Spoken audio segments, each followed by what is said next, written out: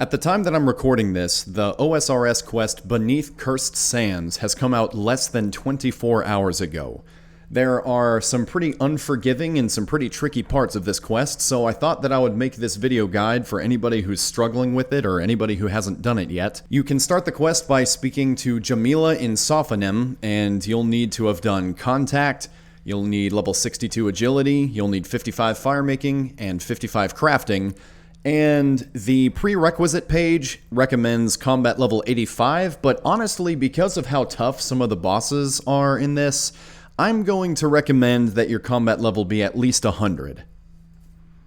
There are some quest items that you will need, many of which will be obtainable during the quest, such as a pickaxe, a spade, a tinderbox, and cooked meat. If you don't want to mine anything, you can just have a coal ore and an iron bar in your inventory. For the boss fights, I'm going to recommend that you have ranged gear and melee gear ready to go, not necessarily in your inventory the whole time, but just have some gear ready for when you do need to do the boss fights.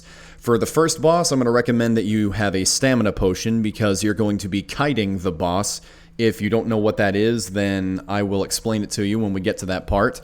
For the second boss, you're not going to be able to kite them, and melee is going to work better for you anyway, so I would just recommend having food and a combat potion on top of your melee gear. And some other things that will make the quest a little bit easier and will help you speed through the quest a little bit faster would be Narda teleports, Sophonim teleports, some extra stamina potions, and if you want to keep yourself from taking damage while you're traversing from city to city, you can bring some water skins, but you don't need to bring that many because there will be some water skins that you can pick up during the quest, and you can bring desert robes if you don't mind taking up the inventory space and you want to reduce the damage taken by the desert even further. So you go to Sophonim and you speak to Jamila, who should be standing right in front of the jewelry stall, and she will kind of suspiciously offer to give you a very valuable item. You say that you want to take a look at it, and she will present to you a golden ring, but it turns out the ring is too small, and while she is putting this ring on your finger, she's going to slip you a message. And once you read that message, it's going to tell you to go east of Sophonim to meet somebody at a campsite. So you go over east towards the cliffs, and you will see a woman there who you can speak to. And after going through all the dialogue, you will go into a new city that has appeared just south of Sophonim called Necropolis. Before you go into Necropolis, it would be a good idea for you to go pick up your melee gear because you're not going to be facing a boss here, but you will be facing a mini-boss. And melee gear is just the fastest way to get through him. There's nothing really special about the boss, except you do not want to pray melee while fighting him, because if you do pray melee fighting this mini-boss, he will strike through your prayer and hit you very hard. So get yourself some good melee gear, maybe a little bit of food, and then go talk to the woman and say that you're ready to go. And afterwards a cutscene will play, and you will be told to go investigate. If there's anything that you didn't pick up, like a tinderbox or a spade or a pickaxe, then this is an opportunity for you to pick that stuff up because there's going to be a lot of supplies laying all over the place. But what you want to do to continue the quest is just go talk to any of the citizens that are down mining, and then another cutscene will play, and that will start the mini-boss fight. As I said, there's nothing really too special about this fight, just don't pray melee, and just try to keep yourself alive, but if you have decent melee gear, then this fight should not be that much trouble. After you finish the fight, another cutscene will play, and Misa will tell you to meet her back at her camp. You go back, you talk to her, and she tells you to go investigate the ruins in the cliff sides to the east of the camp. When you get to the camp, you want to walk over to where the furnace and the water trough are, and you want to search the water trough to find a stone tablet. Read the message on the stone tablet, then go back down the stairs and walk over to these ruined pillars, and you're going to use your spade to dig right next to the southernmost pillar. Once you get the casket, try to open it and type in the numbers 1118513. This should unlock the casket, and inside you're going to see a scarab mold. This is where you're going to need the coal and the iron. So if you don't have the coal and the iron bar, then you can go over to a mine pretty close to Misa's camp and mine 1 coal and 1 iron ore. Then you're going to go back up to where the furnace and the water trough are. You're going to put the coal into the furnace. Then you're going to use your tinderbox to light the furnace. and then you'll be able to smelt the iron bar. Once you have the iron bar, you're going to use the scarab mold on the furnace to use the bar to create a scarab. Then you're going to walk a little bit to the north, and you're going to use the scarab on a pillar that has a little circle on the western side. You'll then need to turn the scarab until its head is facing down, then hit confirm to unlock the ruins. Before you enter the ruins, make sure that you're ready for another boss fight. There are going to be 2 Scarabite mages in there that'll be ready to take you on, so you want to be prepared. I was able to get through this part using the same melee gear that I used on the first mini-boss without much trouble.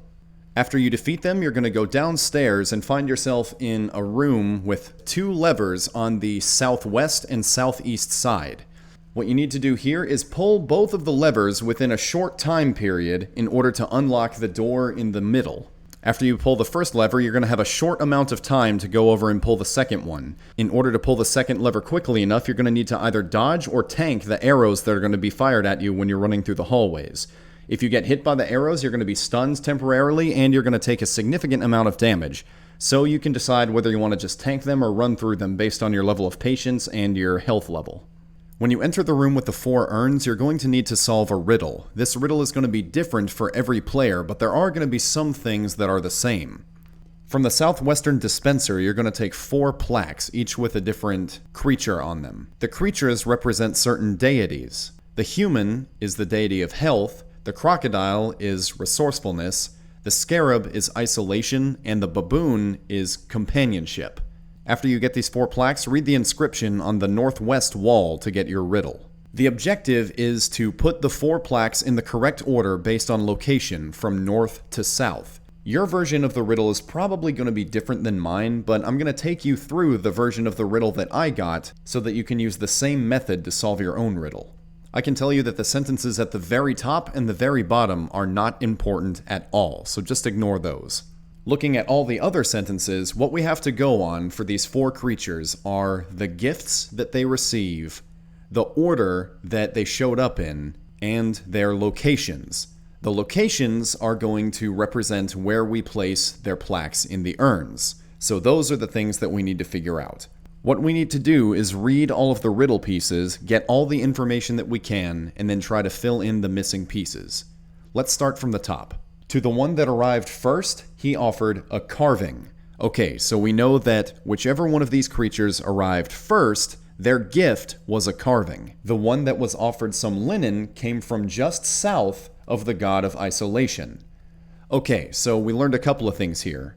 One, we learned that whichever one of these was offered linen was south of the god of isolation, and therefore could not have been the furthest north. So far, we know that linen can only be center north, center south, or south.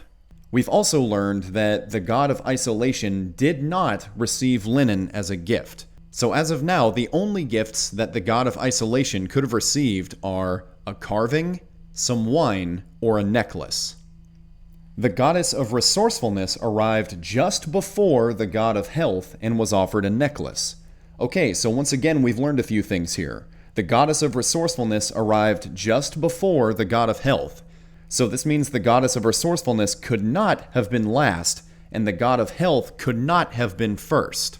The resourcefulness goddess, as of now, could only be first, second, or third, and the god of health could only be second, third, or fourth. We know the goddess of resourcefulness could not have been last, but she also couldn't have been first because she received a necklace. So she could only be second or third. And if the god of health came just after her, that means that the god of health can only be third or fourth. And what this also tells us is that the god of health's gift could not have been a carving because the one who came first got a carving. His gifts can only be wine or linen. The one who arrived third came from north of the goddess of companionship, but south of another. Okay, so what we learned here is that the goddess of companionship was not third. But not only that, but she could not have been the furthest north either, because there was someone north of her, the one who came third. And the one who did arrive third is north of companionship, but south of another. So the only two places that third could be is center north or center south. Now, it says the one from the far south arrived last. Okay, so we know south equals fourth, just after the one offered some wine. Well, if the very last came just after the one offered wine, that means the one that was offered wine has to be third. Well, take a look at what we have under Scarab here. Look at his gifts: carving, wine, and necklace. Well, it can't be the necklace because that's given to resourcefulness. We also know that linen is just south of isolation, so isolation's location has to be north, or center south. We also know companionship's gift can't be a necklace because that's what resourcefulness has. We've eliminated fourth as a possible location for resourcefulness, which means we've also eliminated far south as a possible location, because far south and fourth go together. We also have only carving and wine as possible gifts for isolation, which means his order can only be first or third. We can also eliminate third as a possibility for resourcefulness because third equals wine. Well, look what we have here. Resourcefulness came second, and resourcefulness came just before health. Well, if resourcefulness came just before health, and resourcefulness is second, that means health has to be third. And if health is third, that means that his gift has to be wine. And if health is wine, that means that isolation and companionship cannot have wine as a gift. Well, now the only gift left for isolation to have is the carving, which means that companionship must have the linen. And if isolation's gift is carving, and carving is first, that means that isolation has to be first, which means the only place left for companionship is last. And we know that last is far south. We also know that linen is just south of isolation, which means that isolation must be center south. Well, if isolation is center south, that means that resourcefulness can't be center south. So the only two possible locations left for resourcefulness would be north or center north. But the god of health has the wine, which we know from before could only be center north or center south. Well, the only available option amongst those two left would be center north, which means that resourcefulness couldn't possibly be center north, leaving only north. I know that was kind of a long and complicated explanation, but that was my method for doing it. Just taking the things that are given and trying to fill in the blanks with the information that you have. After you solve the riddle, you're going to go into the next room and you're going to have some dialogue with a spirit. After you're done talking, he'll give you a key to the room upstairs that you haven't been in yet. This is the room where you're going to fight the first boss, so before you go in there, you're going to want to make sure that you have your ranged gear and some food ready. Also, I would recommend bringing some stamina potions because, to me, it seems like the best method for killing this guy is to kite him. If you don't know what kiting is, then just look at this footage of me fighting the boss. I'm basically just running around the room, not giving him a chance to come near me and attack me. The reason that you want to fight him this way is he will occasionally do this magic attack where he's surrounded by a bunch of smoke, and if you're within this smoke, then you're going to get hit for a very high amount of damage. So you want to avoid that by just staying pretty far away from him throughout the fight. He'll also occasionally spawn a shadow, which, I'll be honest, I never got a chance to see what this actually does, I just killed it as fast as I could. He'll also spawn some locusts, which leave black flames behind them everywhere they walk. I never walked inside one of these black flames, but I assume they're not good, so just kill the locust as fast as you can and don't step in the flames. One thing I also didn't know when I was doing this boss fight is apparently you can safely pray mage. I assumed because the mini-boss from before would strike through your prayer when you're fighting him that you couldn't pray against any of these bosses, but for this boss you can actually pray mage. Make sure as you're running around the room that you're keeping an eye on your energy, and if you need to drink your stamina potion, again, make sure that you do so, because again, you do not want him to get close to you. As long as you're able to dodge his smoke AoE attack, you should be able to kill him if you're successfully managing all of the fight mechanics. After the fight is over, you're going to talk to the guy in the center of the room, and when the dialogue is over, you need to go to Narda to meet with Mysa to work on a cure for the plague. She'll tell you that you need to get a special flower that's a little bit off to the west on a small island inside the river. Before you go over there, go to the shop next door and buy some cooked meat if you don't already have some in your inventory. When you run over there, there'll be an alligator guarding the small island, so you're going to feed the alligator the meat so that you can safely hop over and grab the flower. After you return with the flower, another woman named Zahur is going to tell you need to adjust some dials on her chemistry table in order to make the cure. From what I learned while I was messing around with this doing the quest, it seems that the best way to complete this is to fill the middle one all the way to the top, then fill the third one all the way to the top, then reduce the middle one by a few notches, which should start to fill up the first one. Then you're going to reduce the third one, which will also fill up the first one until the first and third are balanced. Then fill up the second one until you've reached the green line. After that, you're going to talk to Misa again, who will tell you to meet her at the High Priest in Sophonim and disappear. Then you talk to Zahur again and tell her to give you the first batch of the cure. After you receive the crate of the cure batches, you're going to go to the High Priest and talk to him. After that dialogue is done, you're going to meet Misa at Necropolis and trigger yet another cutscene of you and her freeing all of the afflicted people. Before you go to see Misa in Necropolis, though, I'm going to recommend that you switch to your melee gear because after this cutscene, you're going to get the second boss fight. After you free everybody, there'll be another cutscene of you and Misa walking back to her camp, and then Osman will appear.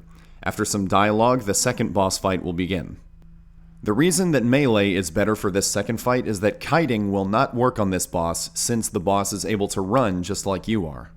As you're fighting, whenever you see the boss start to spaz out a little bit like the game is glitching, you want to immediately run behind because the boss is about to shoot lightning everywhere in front of them, and if you get hit by that lightning, you'll get hit for a lot of damage. The other mechanic you need to be aware of is that the boss will occasionally summon a shadow version of itself who will ranged attack you. This shadow version doesn't necessarily need to be killed quickly, but be aware that as long as that shadow version is there, the boss is going to have another special attack that could potentially hit you for 70 damage.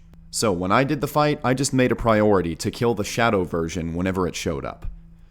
Keep these mechanics in mind and you should be able to beat this boss without much trouble.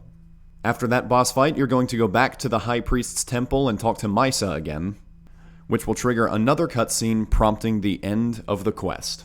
And that's it. 20,000 agility XP for you and a couple of new items, and when the next raid comes out in a little while from now, you will be able to access it. I hope that this video helped you in some way. If it did, go ahead and give a like and a subscribe and leave a comment. It really helps grow the channel, so I would very much appreciate it. And that's about it, guys. I'll see you in the next raid. Until then, I'm Caesar Madrazo, and I am out.